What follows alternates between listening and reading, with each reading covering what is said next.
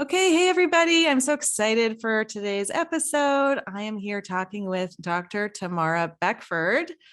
Dr. Tamara Beckford is a wife, mother, and board certified emergency physician. Dr. Beckford has more than a decade of experience working in emergency rooms across the country. She is the founder and CEO of the You Are Caring Society, where she helps busy professional women put self-care and wellness first for 2 hours per month without feeling guilt. Dr. Beckford is the host of the Docs Who Care podcast, where she interviews doctors from all over the world and discusses common medical conditions in a fun and easy to understand way. Recently, Dr. Beckford has been on the front lines battling the rise of COVID in the community. Welcome, Dr. Beckford. Thank you. Thank you. Thank you for having me. Yes, I'm one of our selfish women. Yay. Yay. We are starting a revolution. Absolutely. Absolutely.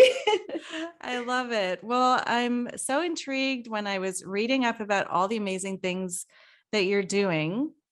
I'd love to hear a little bit more about your business, what you're up to. Just give us some more details. Absolutely. So, what am I up to? I am up to getting more women to be selfish, especially without the guilt. So, the Your Caring Society is a society that I'm forming. It's to help our busy professional women put their health and wellness first. And, like we said, for just 2 hours a month. And my moniker is that there are 730 hours in the month. We can dedicate 2 of that to ourselves without feeling guilty. Oh right? my gosh, love that. Absolutely, absolutely. So the premise of the society is women supporting women. It's a society where we're gonna have, and it's also group coaching. It's a group coaching session at the same time, right? So you'll get accountability, you'll get support, and you'll also get poured into by some of the top women in their fields, their doctors in their fields, who are our guest speakers for this society. So we have our guest speakers. We have our TEDx speaker, Dr. Catherine Toomer. And Dr. Toomer, she has a total whole weight loss center. So she's going to pour into not just about like, hey, it's time for us to lose weight, but just really your mind around what it is that you're trying to accomplish. What is your relationship to food, and how is it that you can use that relationship to your benefit? It's not a deprivation state. Love it. It's how can you use that? And also we have another doc who has gone through the weight loss and weight regain. Now, a lot of times we get hit to that yo-yo point in life. And then, it leads to you feeling a little self-defeated. You feel deflated. Oh my gosh, I can't believe I gained back this weight. Everyone was telling me how great I looked once I lost the weight. Life happened.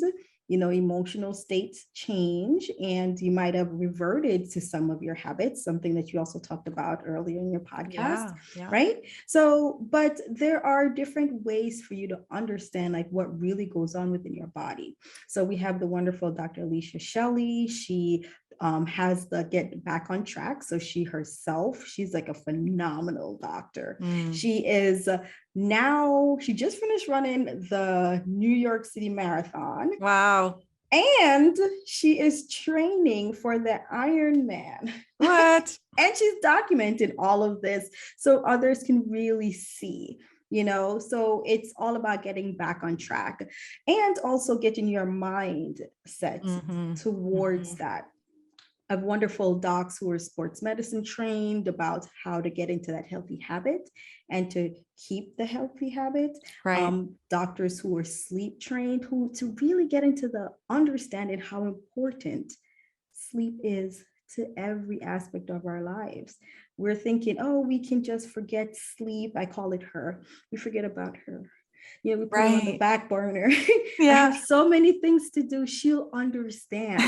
She does, until it gets to that point when you realize you're not accomplishing your goal. And then you start looking at, what am I doing that's so different? And you realize I'm not getting enough sleep. Right? So it kind of helps you to understand the importance of sleep on your metabolism, importance of sleep on your memory, cognitive function, even the infamous trying to lose weight. Like, no one thinks that sleep is so important in that aspect. Another thing is adversity. We've all gone through so many challenges in life. how do we get beyond that? Mm. We have docs who will help you through that. And these are all our guest speakers. And then the most important, we can't forget sex. Sex is so important. Yes. Exactly. Let's say the S word. So we have she's a urologist trained, and she's one of the doctors who is also trained in male and female sexual medicine in the country. There are only a handful of doctors who have this triple training. And so we have that Dr. Rachel Rubin, who will also be pouring into our ladies and having them understand the wholeness that encompasses us as a being. So once we get all that info, we will use it and try to get to our best version of ourselves. And that's our 2022. Well, I'm blown away. That's incredible. There's so much to unpack there. You've really covered all the bases in this.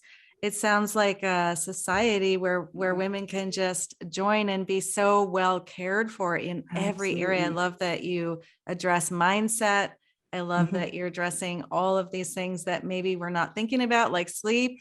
Absolutely. Yes. Amazing. That's so cool. I'm really excited to hear about that. I mean, that's something that we so need more of.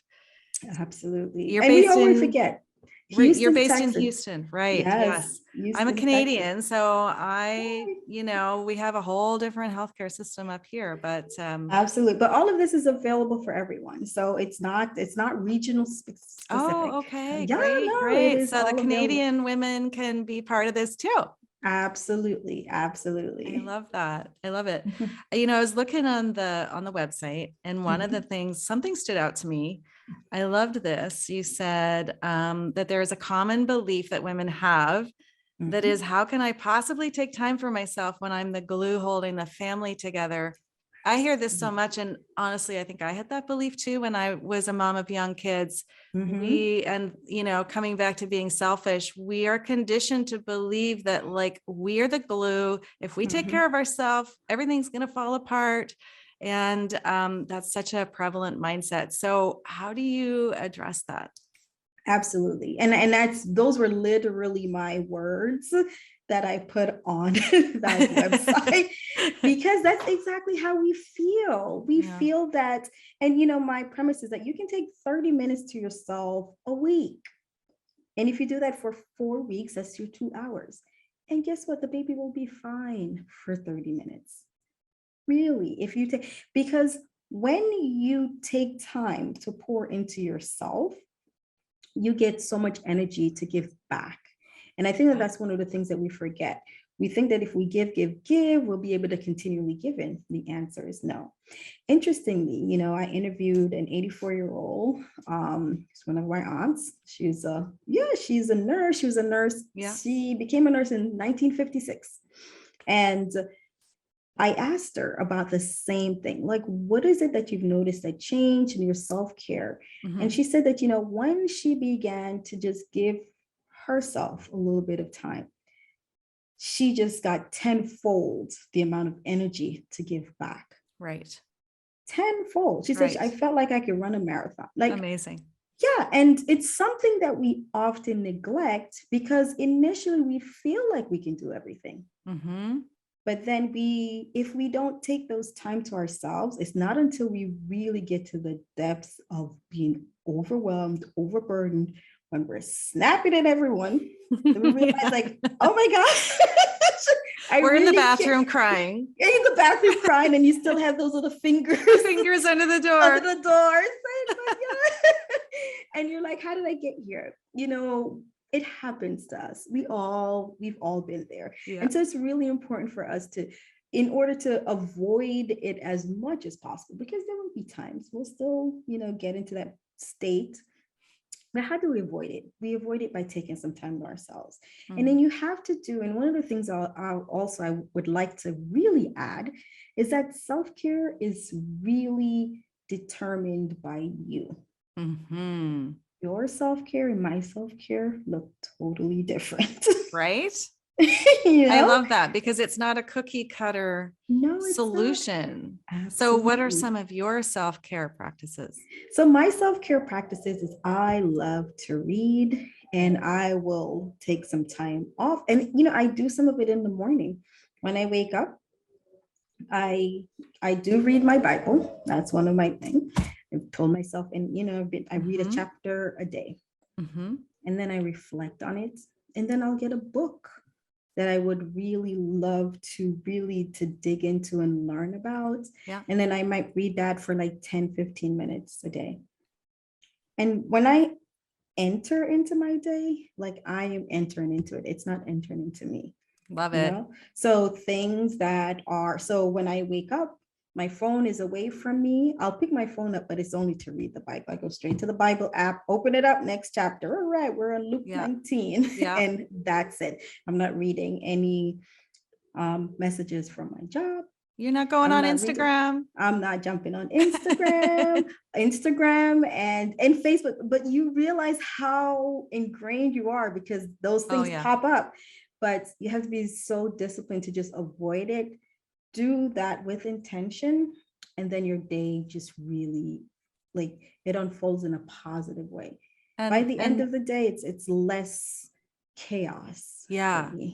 Well, and I loved how you said, like, you're entering the day, you're taking your power back first thing. Absolutely. So, and it sounds like it takes you maybe 30 minutes? Around 30 minutes. Yeah. 30 minutes of hiding. 30 minutes of hiding, of filling yourself up. Absolutely. And you have kids. How old are your kids? 3 and 5. I mean, that's a lot. And you're an entrepreneur. You're busy. You're a busy professional. Like, you're the epitome. So, and do you find that is enough for you to give yourself that time in the morning to feel better, to feel like you're more able to handle the stress, the pressures, the busyness? Absolutely. I started practicing this within, I'd say, that particular intention, at least probably going on a year now, and I've seen a huge difference that it's made. This is during a year when we're in a pandemic. This is during the year where, ER docs are needed more, where there's a lot of stress, there's a lot of uncertainty. And throughout that year, I've been able to have a calmer life than I did prior. Wow. And it's all through this really intentional state. Now, I know people are probably listening like, wait a minute, how she has kids, how does she deal with the kids in the morning? So part of the thing about self-care, like we said, is that knowing that it's not all on you, right? So my husband helps. He understands that that's my morning time. He sees me, he's not talking about like, hey, right. Right. And also I work overnight. So when I come in, sometimes I'm coming in the morning. So my self-care routine, instead of really considering it like a morning routine that some people do, I call it my wake up routine. So that's how I intentionally, when I wake up, that's how I enter the day. So I wake up, I do that, and then I'll go pick the kids up from school. He'll drop them off in the morning. On the days when I'm not working, he'll still do that in the morning so that I can really get that time to myself. And it's only 30 minutes. The world didn't fall apart. Yeah. There's so much I love about this. One is, we teach people how to treat us. So it sounds like you're really communicating what you need. Absolutely. And number 2, you're asking for support. Yes. You're not like, I got it, I'm going to do it all, it's fine. No, you're willing to ask for help. Absolutely. Yeah. And also the third thing, and this is a common theme that I keep hearing, is that being selfish, making yourself a priority, it's not always maybe what we think. Like, we're going to the spa, we're like, sometimes that's great, but honestly, a lot of times it's the unsexy stuff of like, I'm going to wake up early, or I'm going to spend that time to read my Bible, or whatever it is, that is really just pouring into yourself in such an intentional way.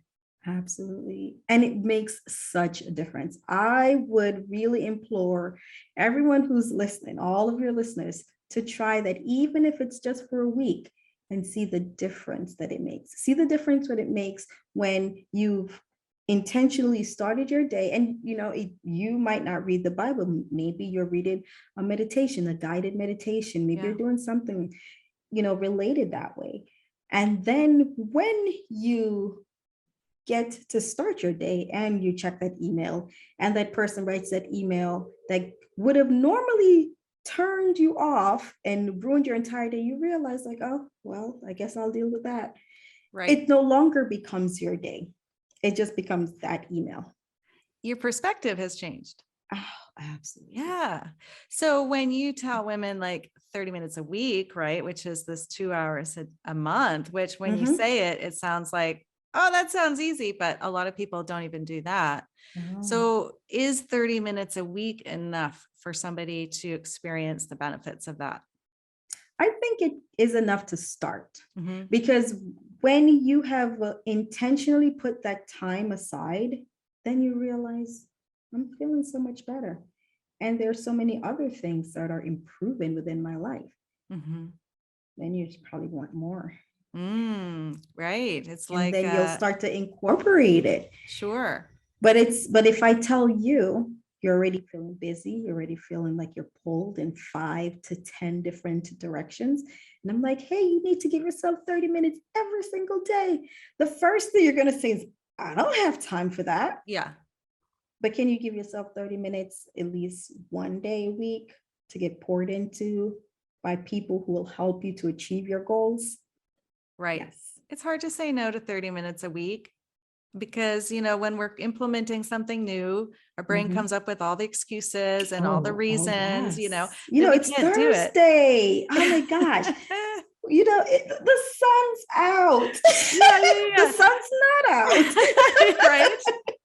Right. But when we create something, and I like to use the word micro changes, when we create something that's Absolutely. small and really easy to say yes to, like you said, we get that benefit, we get that rush of whatever you would know, the dopamine Yeah, or the all the good stuff. dopamine absolutely Then our starts to brain is like, release. ooh, let's have some more of that. Absolutely. And then you start looking forward to it, you know? And then Totally. surprisingly, you're like, wow, I'm actually looking forward to these Thursdays when I'm getting poured into. Yeah. Yeah. And then your whole week, you're like a Monday and Tuesday, it's stressful, but at least Thursday's coming up. Thursday's coming. Absolutely. Absolutely. And that's the thing, is when we get busy, the first thing to drop off is that self-care. Absolutely. So when Yeah, you're really there and you're looking and it's intentional and you're realizing how it benefits you, then you start looking forward to it, and then you're less likely to want to drop it off because totally. it's giving you that dopamine rush, as you said, all the goodies, all the feels, like we love to Totally. say, all the Totally. feels. So I want to get a little more personal, if that's okay. Absolutely. Yes. I saw a quote of yours in an interview, and you said that less than 2% of physicians are Black women. Mhm. What was it like for you? What obstacles did you have to overcome to become a doctor? What was that journey like for you? So my journey into medicine. So I wouldn't say a super unique journey in that there were challenges. When you're approaching the medical field, you start this journey usually from undergrad. And there's a set time. Well, by the time you become a junior, you start taking the MCATs. And I'm giving you this authoritative voice because that's how you feel. And so then, you're supposed to, do well on the MCATs. You apply because the process, it's not like you apply in May and then you start in August. You apply the year before. Mm-hmm. So while I was in undergrad, I applied. I didn't do well on the exam, and I was just kind of like, of course, distraught. And you apply, and then you're getting rejected. You get 25 rejections. It kind of does something Wow. to you. Yeah. Absolutely. Right. Because you can't really apply to 2 schools. This is medicine. You have to Right. really spread it out. So with that, my journey, when you are rejected or you do not get accepted into some place that or something that you want to do, the first thing you start to think about is your self-worth, right? Maybe I'm not good enough, maybe this and that. So luckily, the chairperson of the biology department at the time, rest in peace, she's now passed, Dr. Lustigman. She looked at me and she said, well, what are you going to do? And I said, I don't know, and she said, well, why don't you apply to grad school and come and be one of my teaching assistants? So after, I finally like the reality hit me to do this, I reapplied, but I reapplied with more confidence. Mm, And, I got my mind set and like, this is the year for me. So it's mhm, kind of a lot of things that we do, even like when you talk about coaching, you set that intention, you had that mhm. vision. I mean, my vision was so tunneled. I'll be honest, I do not remember a lot of the grad school years Right. because I was just so vision and focused. Wow. And then when I looked around, I'm at my white coat ceremony, which is the ceremony Yeah. when you start med school.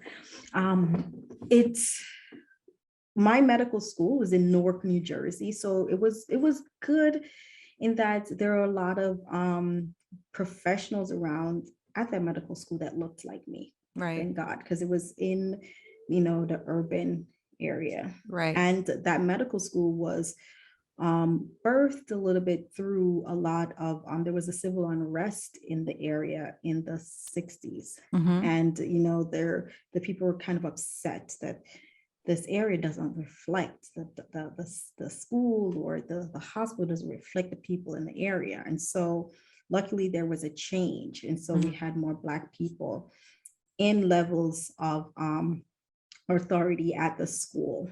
I mean, it's still, and it's sad because when I say there were more, it's like, well, maybe we're at 15, 20%, 20, Yeah. 20, Yeah. as opposed to, but it still was more than what probably the average person, Mhm. or the average Black person who is applying to medical school Right. were able to see. So I got that guidance, got the support.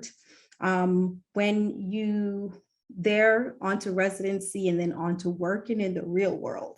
So in the real world, when I worked at my first job out of residency, like I think there was a Black doctor who was there before me, and then like she left and went to another hospital, and I went there, and I was the Black doctor in that group.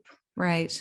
And interestingly, so then this is probably like 13 or so years ago. Mhm. I had my brother at that point, I think he was in high school. He wanted to do medicine and he came to shadow me.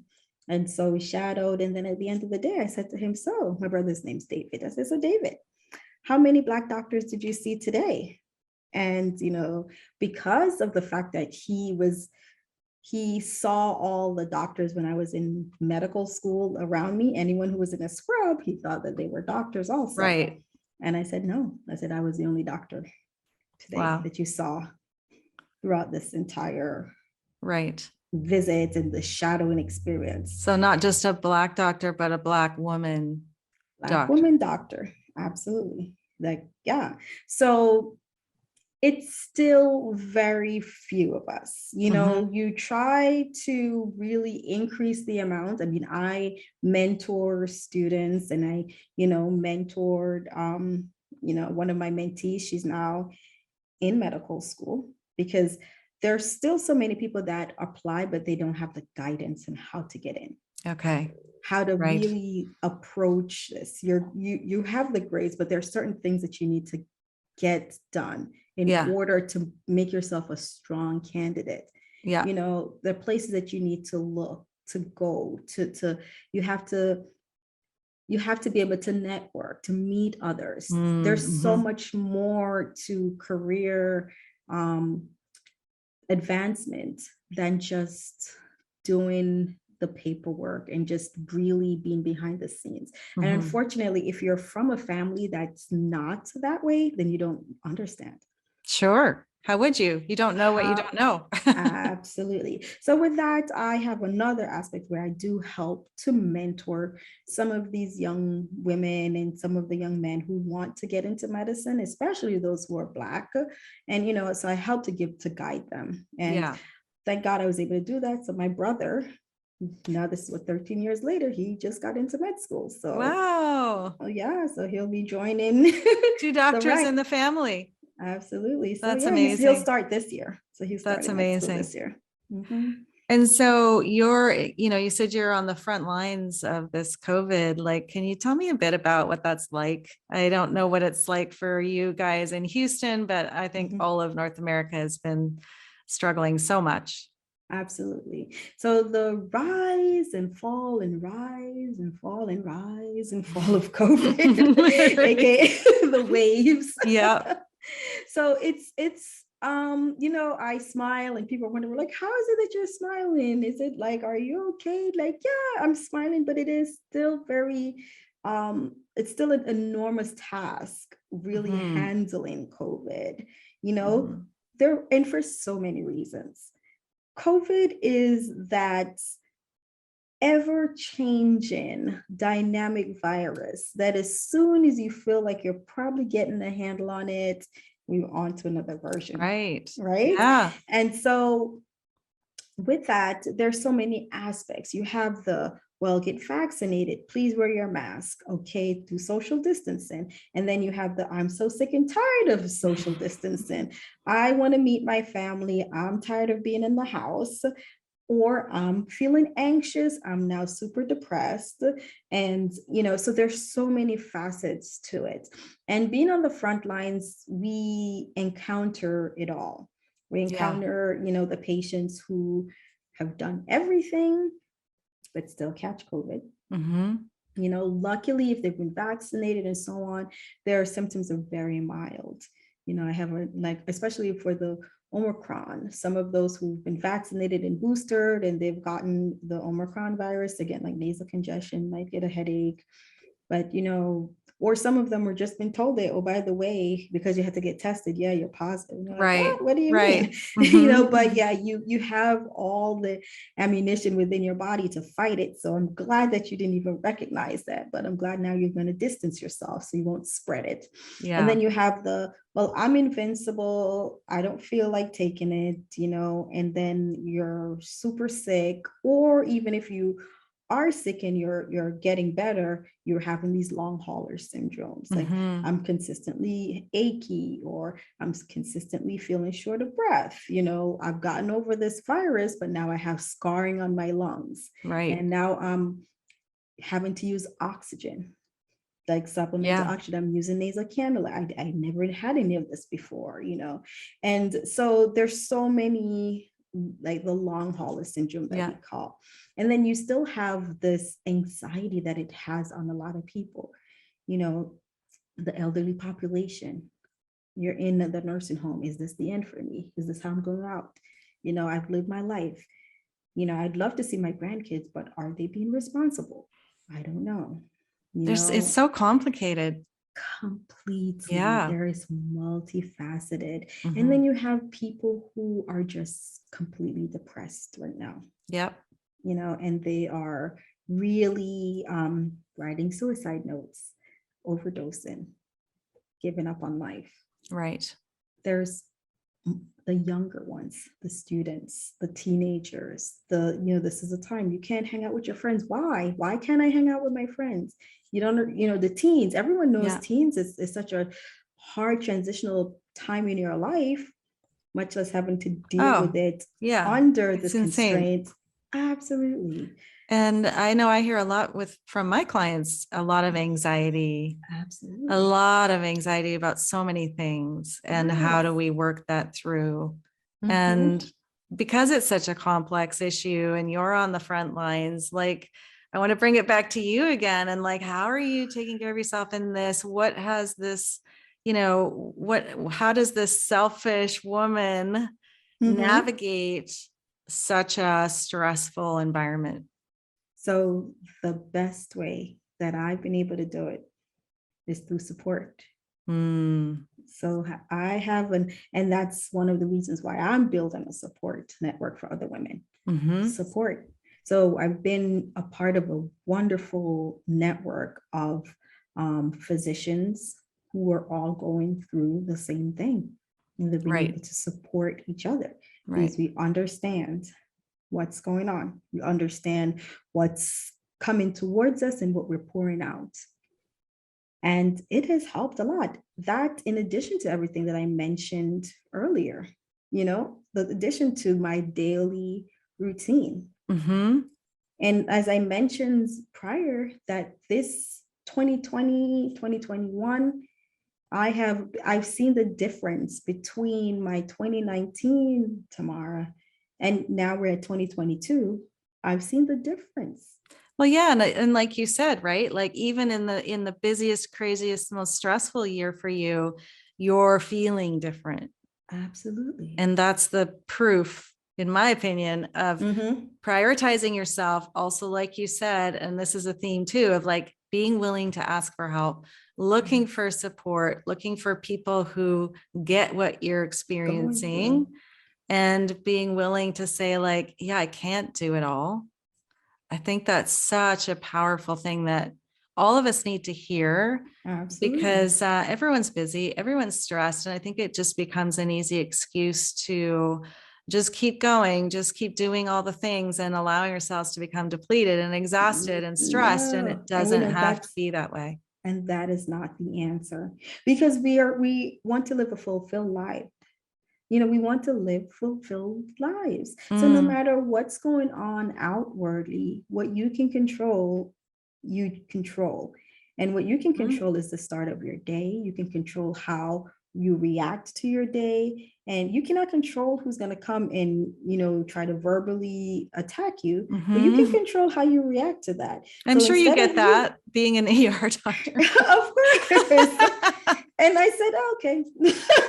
Because, you know, instead of me really getting back, and then my day is just ruined by this. Sure. If I still have many other shifts, I still have many other patients. I have patients who have not yet seen me.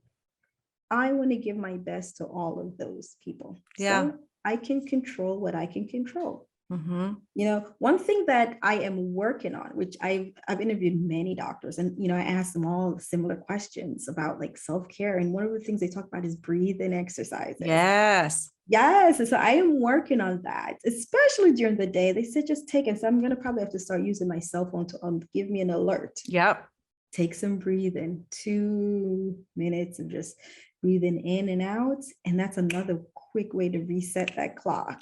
I love breath work. It's so good because you take 2 or 3, like you say, deep, even 2 or 3 deep Deep breaths. breaths. All of a Yeah. sudden your shoulders drop. You start feeling more calm. You start feeling more grounded. Yes.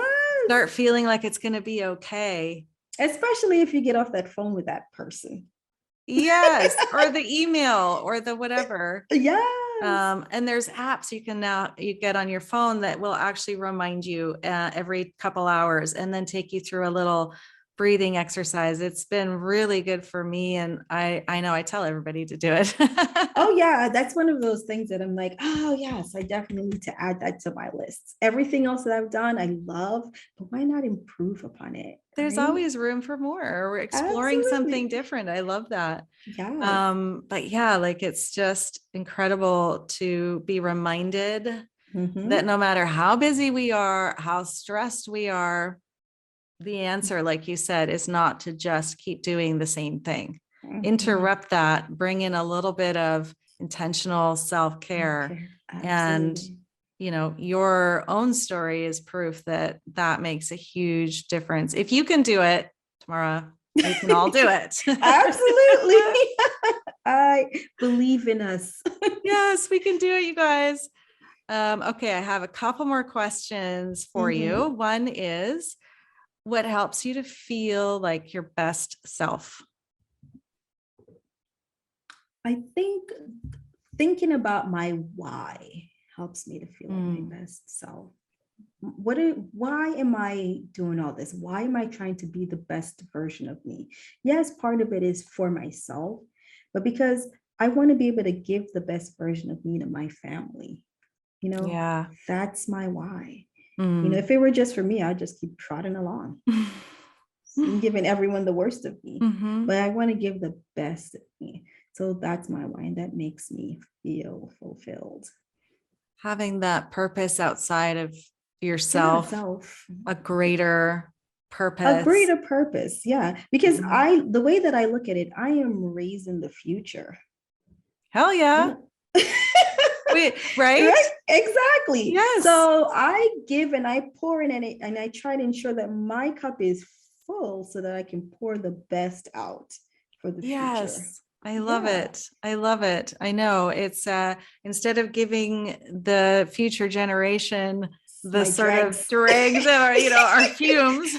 Yes, Taking care of ourselves is what allows us to give them what they need to become who they need absolutely. to be. Like that is so powerful. We forget Absolutely. that, right? We Yes. forget that. So that's such a great why. I love that Mhm. answer. Okay, next one. If you could go back in time and say one thing to your little girl self, what would you Mhm. say to her? Oh, I would tell her that it all works out. Everything that you are learning, everything that it seems so jumbled at this time. You're not understanding why, this is happening, why your current position doesn't look like someone else's current position. It's because it's going to all work out. Mm, It makes you not just unique, but your story is going to be so powerful that you're going to be able to help tons of others. mhm. That's what I'll let her know. Ah, if only we all heard that as little girls. Tell you. That's what we Yes. need. It's all going to work out. Mhm. I love it. I just actually feel that soaking into me, and it's like, it's all going to work Work out. out. It's going to be Absolutely. And okay. I pictured myself and the person that I was picturing to was my undergraduate self. When Mm, things, in undergraduate, it's such a chaotic time in our lives. You're a kid, yet you are an adult, and I'm throwing air quotes there for when this goes on to our podcast. you know, so you're a kid, yet you're an adult, and you're really it's a tug of war within. Am I, how is it that I still feel so infantile in some respects, but the decisions that I'm making now, you feel as if it's like if you make the wrong decision, your whole world is going to oh, fall yeah. apart. Yeah. Like, no, it'll be Well, okay. let's just send that out to everybody because, whether Absolutely. you are in that in between stage of young adult, or Mhm. even just right now as a menopausal Person. woman or a mom of Yes. young kids, whoever you are, to hear that of like, it feels really big and scary. Yes. And if you make the wrong move, the world's going to Mhm. end. But bring it back to that knowing that like it's all going to be okay. Trust your Yes. gut. Trust your gut. Mm, so much Yes. wisdom. I love it. Okay. I have a couple fun questions, Okay. rapid fire questions. All right. You Uh-oh. ready? Absolutely. If you could have dinner with three people, dead or alive, who would they be? Okay, so I definitely know it would be Oprah. Right? I'm gonna Oprah. And and Michelle Obama, Oh, because yeah. I need to, yeah, right? Like, why not? And then the next one is Mel Robbins. I know there are three females because I want the perspective. Mm-hmm. So Mel Robbins, I like how, and did I have to give a reason why? No. What's that? Did I have to give the reason why I wanted them? No, you don't have to, but you can if you want to. Okay, I'll tell you why. So I'll start off with Mel Robbins and I'll go backwards. So Mel Robbins, I love the way how she has really accepted herself. And Mel Robbins is the author. I And adore her. yes, Mm-hmm. absolutely. Straight And talker. straight talker. Oh, absolutely. Yep. And she has really accepted who she is, and she is showing you the gamut of how life is and how it is behind the scenes, this perfect social media Mm-hmm. curated life that we're so used to seeing. And she's like, no, this is not really how it is. Mm-hmm. And I love the authenticity that we're getting from her. And Yes. so that's one of the reasons why I really love Mel Robbins now. And Yep. then with Michelle Obama, like, why not? Why not? Hello. Right? She's just so intelligent, she's wise, and I think that she would really give me a lot of insight as to the next step forward, understanding who you are and acceptance, this whole Mhm. becoming, you Mhm. understand that you're becoming, you're really in a process of Mhm. continually becoming. And then Oprah, because I adore all that Oprah has done media wise. I love the way she connects with her guests, how she connects with everyone Yeah. around her, makes them feel comfortable, and she's able to pull great info Oh out of yeah. them. And by the time they have finished the interview or even just being around her, they feel like a better version of themselves. And so, Yeah. Isn't it like, what's that saying about people don't care what you know, they care how you how make them you feel. feel, Oprah makes us all absolutely, feel good. absolutely, Yeah. absolutely. So I those are love my that. three why I love it. reasons. Okay. Mhm. And what would the meal be? What would your favorite meal be to serve? Oh, that one's a good one. I have to sit and think. So, what I really love now, I know I'd love meals from a couple different backgrounds. So I'd love something. I'm learning. I'm not a super like wise plant-based meal person, but Mm-hmm. I'd love to really get a chef who'd be able to produce a really great plant-based meal. I'd love to get a chef that could produce a really great Thai meal. Oh, Oh, by yeah. me, we're getting a spread, by the way. So Oh, yeah. if anyone who's listening to this wants to enter into our meal table, know that you'll be getting a spread. We'll get lovely Thai food. We'll get food from the Caribbean because I'm from the Caribbean. And then I'd love like a really great like a cocktail or a mocktail. But I want someone who can give like a great thing, something that has like an ingredient that will like infuse in you, such as like turmeric or those Oh, anti-inflammatory something, yeah. so it's a great drink that you're looking like, wow, this drink's really great for me and I love it. So Yes. I hope you guys will all join us. I'm coming. Hello. Okay, that's the best I've heard so far. That Mhm. sounds amazing. Okay, if you had to get a tattoo right now, what would it be? My tattoo would say speak. Mm, Yeah, speak. For so long, I think us as women, we withhold so much for many mhm, reasons. Even you've even discussed it on, the some of the introductory portions of your podcast. We're the mhm, good girls. mhm. The good girls, They're so quiet. you're quiet, and if you have an opinion on something, you're such a good girl. So you're Yeah. supposed to keep your opinion to yourself, Mhm. you know.